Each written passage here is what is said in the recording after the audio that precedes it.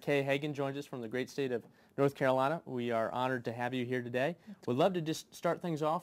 And talk about jobs. Job creation is my #1 priority for North Carolina, and I think it is for the country. In North Carolina, we have 400,000 people that are unemployed right now, and they want to work. And I was also pleased to hear him talk about the debt and the deficit. I support what he said about having a 5-year freeze on discretionary non-defense spending. And we have got to work, Democrats and Republicans together, to really stop this Washington as usual, run out the debt.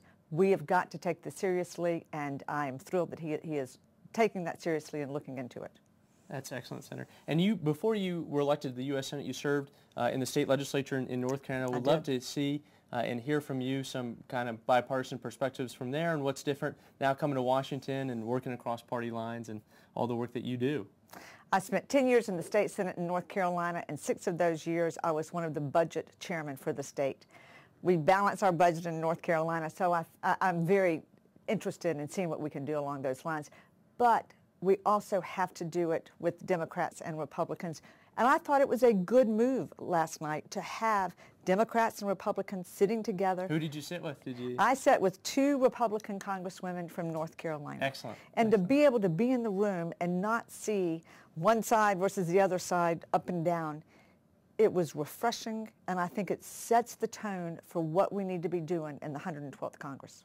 Absolutely, Senator. And you come from a state that's fairly politically divided equally, Republicans and Democrats. Of course, it went for President Obama this past cycle and has gone for Republican presidential nominees in the past. What kind of work do you do, and what can North Carolinians do on the ground that are part of the No Labels movement to support bipartisan working across party lines? What do you want to hear from them? How can they effectively work with you and Senator Burr to encourage more bipartisan legislation? You know, Senator Burr and I work closely together on many issues that are affecting the people in North Carolina. And I think when people have problems, they have problems with different federal agencies, they want help. I think constituent service is going to be a hallmark of my office, and it doesn't matter if they're Democrat or Republican. They've got issues with the VA, they've got issues with the IRS, Social Security. They want the federal government to be there to help them address those issues.